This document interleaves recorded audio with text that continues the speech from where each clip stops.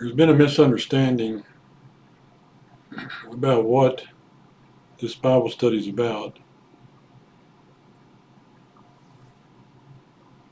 If anything, I'm a history buff. I like history. I like to study history. I like to see what happened in the past, how people got through the past with the history they had.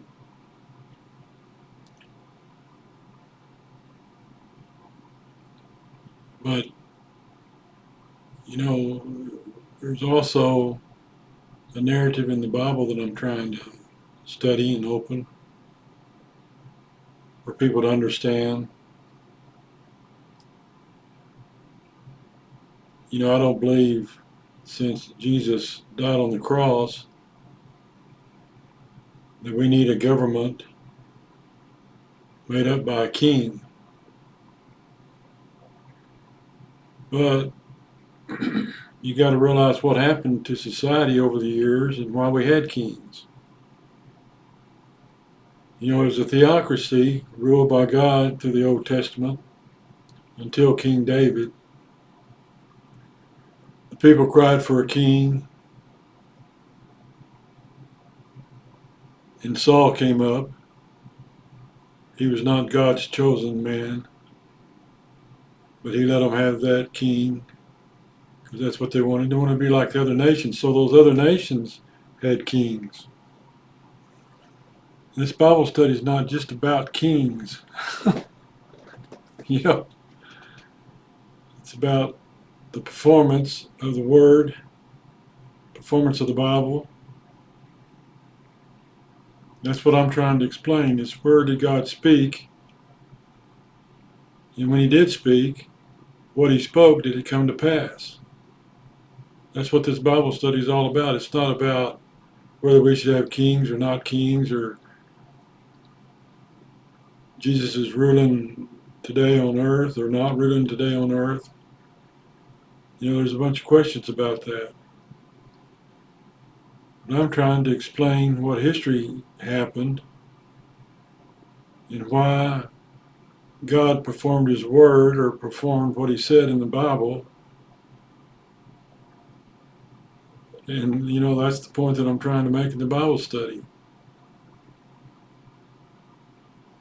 But people put labels on it and say, well, he believes in kings, and he believes in this, and he believes in that. Well, I believe what I've learned in the Word, in the Bible.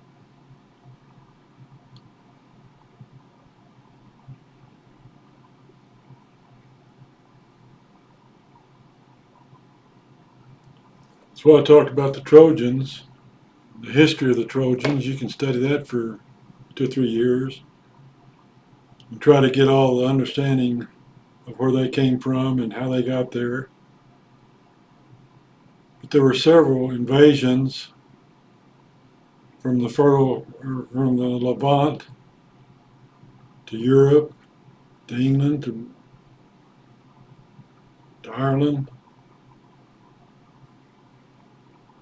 And it's good if we know where all that is. We know where we came from because we all came from the same melting pot. Most of us came from Great Britain, Ireland, or Spain, or Western Europe, the Caucasus Mountains. That's something I'm fixing to speak about in just a minute. I'm going to read a little bit tonight.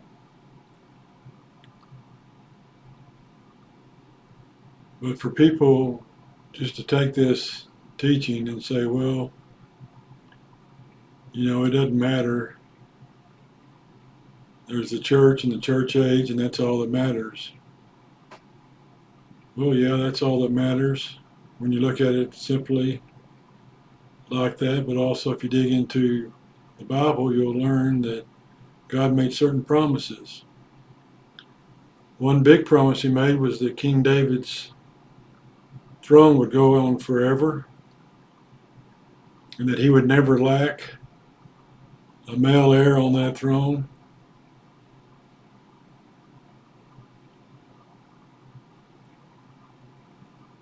that throne would be useful all the way until Jesus comes, and that's another thing.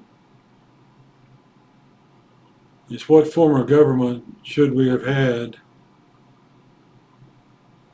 up until the second return of Jesus for the rapture, not for the second return, for the city that comes down from heaven, but for the rapture. What form of government were we supposed to have? And we've tested many things. You know, Great Britain still has a monarch and a king that sits on the throne. The United States has a president. We have no king. We look at the individual. But when you really look at a king or what a king is, or the duties of a king, there are many things that kings do. For example, one big word, entrepreneur. You know, a king holds some independence from the government.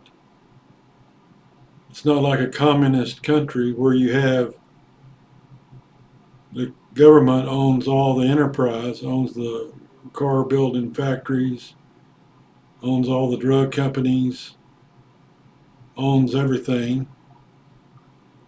And people that run it for the government get a little pension each week. That's communism.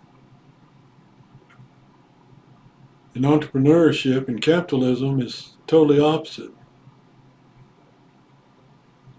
You excel by merit. In other words, if you apply yourself at college or in a career or wherever you find yourself, if you're building cars, then build the best cars and the most cars you can. And be an entrepreneur. The government doesn't have ownership of your business. You own it yourself. You're the king of that business. So entrepreneurs are several kings. They're detached from the government in the aspect of economy. And that's the point that I'm making.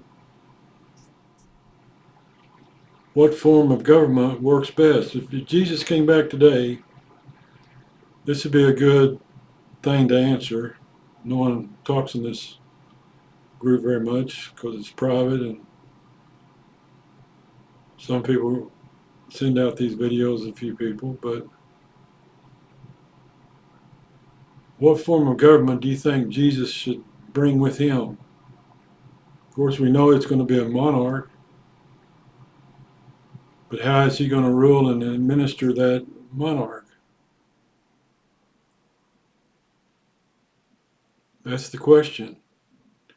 Is he going to appoint a president and let the president oversee everything? Is he going to, you know, I thought about it a lot. I mean, evidently there's a problem with the government. You know, there's a problem with the government because when he comes back during the rapture and then after 7 years, when he comes back on the second coming,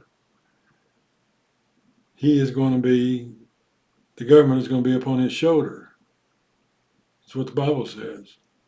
That's a promise.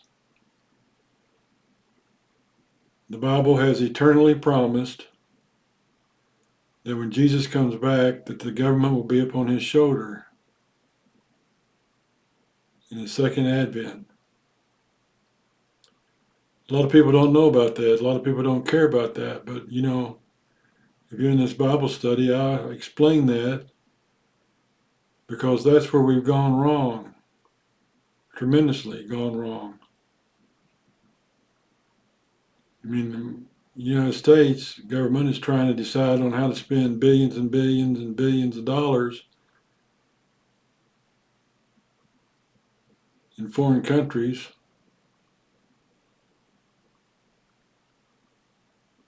But that's the question, is what kind of government will Jesus bring with him when he comes back after the 7-year tribulation period of the rapture. There are people out there that understand what I'm talking about.